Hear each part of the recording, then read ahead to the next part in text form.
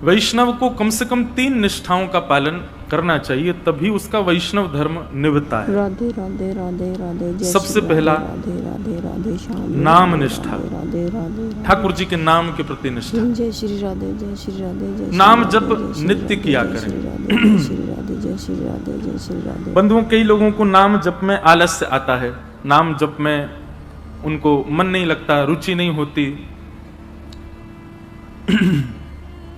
पर सदा याद रखें कि नाम औषधि है। जो काम ठाकुर जी भी नहीं कर पाते वो नाम करता है। कोई पूछे कि ठाकुर जी कहां से प्रकट हुए, तो भगवान को प्रकट नाम ने ही किया है। ठाकुर जी नाम के बिना प्रकट नहीं होते। मैं कथाओं में कहा करता हूं, जिसने गाया उसी ने पाया ठाकुर जी को। जो गाता नहीं है ठाकुर जी को, वो पा नहीं सकता। आप लोग कहें कि हमको सेवा में बहुत सुख मिलता है, हमसे परिक्रमा लगवा लो, कथा सुनवा लो। अच्छा, एक और बात है कि अगर आपकी नाम में रुचि नहीं है ना, तो बाकी के सारे क्रम जो आप करेंगे उसमें आप कोई ना कोई अपराध जरूर बनेगा आपसे। नाम अपराध मुक्त करता है। क्योंकि बहुत बड़ी बात है कि जब आप ठाकुर जी का नाम गाते हैं ना, तो स्वयं श्री जी आकर के आपके सब अपराधों को क्षमा करने का पूर्ण प्रयास करती हैं। एवं श्री जी की कृपा से आपसे फिर अपराध नहीं बनता। सेवा का या जो भी अपराध के नियम हैं, वो सब अपराध नहीं बनते। श्री जी का नाम गाते हैं तो फिर ठाकुर जी पूरी जिम्मेवारी रखते हैं कि भाई ये नाम गाता रहे, उसके लिए इसके जितने भी अपराध इससे बनते हैं वो सब संभालो, इसकी बुद्धि सुदृढ़ करो। नाम का बहुत महत्व है, इसलिए धीरे धीरे प्रारंभ करो। पहले 11 नाम जपो, फिर 21 कर दो, फिर 51 करो, फिर 108 करो, और फिर एक समय ऐसा आए गिनती बंद करो।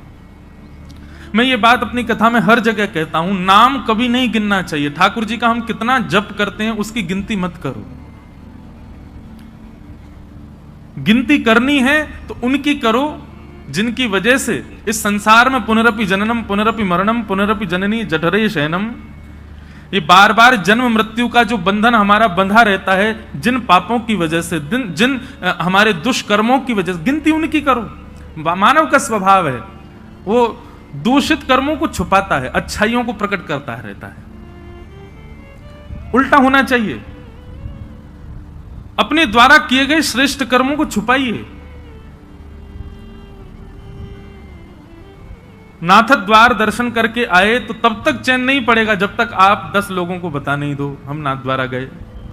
वृंदावन गए, वृंदावन में जाकर के संतों को भोजन कराया तो तब तक चैन नहीं पड़ेगा जब तक पूरे व्हाट्सएप के ग्रुप उन सब में भेज नहीं दो वृंदावन में हमने संत सेवा करी। कभी किसी का हृदय दुखा करके व्हाट्सएप पे मैसेज भेजते हो, बोल मैंने इतने लोगों का आज हृदय दुखाया। आज पत्नी को बहुत सुनाई मैंने, वो बेचारी रो रही है, ये किसी को बताते हैं हम? नहीं। मैंने पड़ोसी के साथ में दूषित कृत्य किया, उसको उसके साथ गलत किया, उससे ईर्ष्या करी। इन सब का प्रकाश नहीं करते, इन सबको छुपा के रखते हैं। हम प्रकाश करते हैं अपनी योग्यताओं का,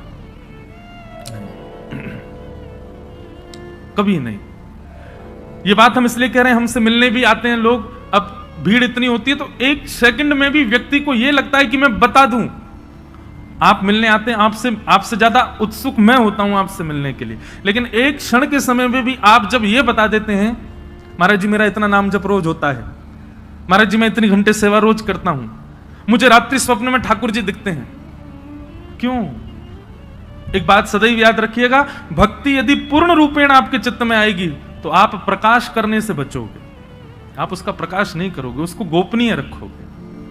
और एक बात कहें, जब आप अपनी प्रेम लक्षणा भक्ति को गोपनीय रखते हैं तो आपके मुख की आकृति प्रकाश करती है, आपको बोलने की आवश्यकता नहीं है।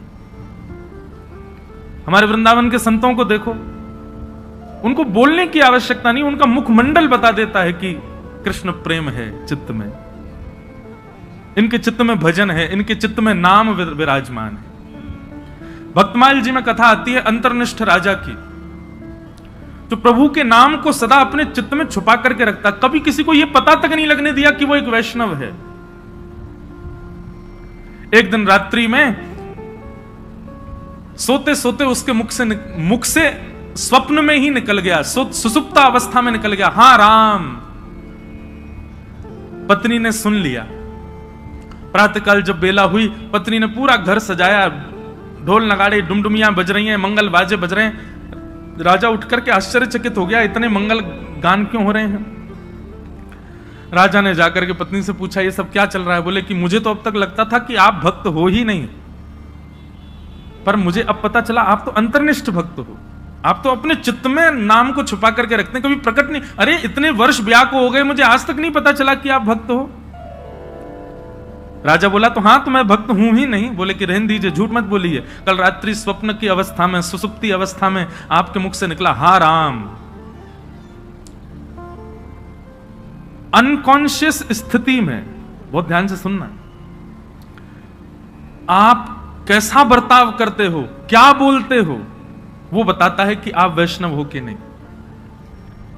आपका बुद्धि विवेक सब बिल्कुल संयमित है और उस समय आप भक्ति भाव में रहो, ये सामान्य बात है। लेकिन कभी ऐसी स्थिति आ जाए जहां पर आपको यह भी नहीं पता कहां क्या करना है, कैसे करना है, क्या क्या मुझे होना चाहिए, ऐसे अनकॉन्शियस जब हो जाओ, तब आपके मुख से जो निकलता है उससे पता चलता है कि आप कौन है। अंदर जो है वो वास्तविक तभी निकलता है, और विशेष रूप से निद्रा की अवस्था में। निद्रा की अवस्था में बंधुओं, नाम जब अपनी तीव्रता में पहुंच जाता है ना, तब व्यक्ति निद्रा में भी, जब जैसे अंगड़ाइयां लेते हैं या फिर हम करवट बदलते हैं तो मुख से स्वर निकलता है, लेकिन नाम जब अपनी तीव्र अवस्था में पहुंच जाता है तो निद्रा में भी श्री राधा, राम, कृष्ण, ये नाम ही प्रकट होता है मुख से। ऐसी स्थिति हो जाती है तन की।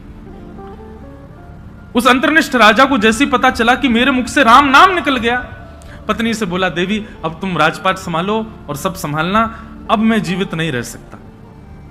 पत्नी बोली, क्यों? बोले, मैंने सदा जिस नाम को छुपा करके चित्त में रखा, अपनी पत्नी तक को नहीं पता चलने दिया, वो नाम जब मेरे मुख से निकल गया, मतलब मेरे तन का त्याग नाम ने कर दिया, अब मैं जीवित कैसे रह सकता हूं।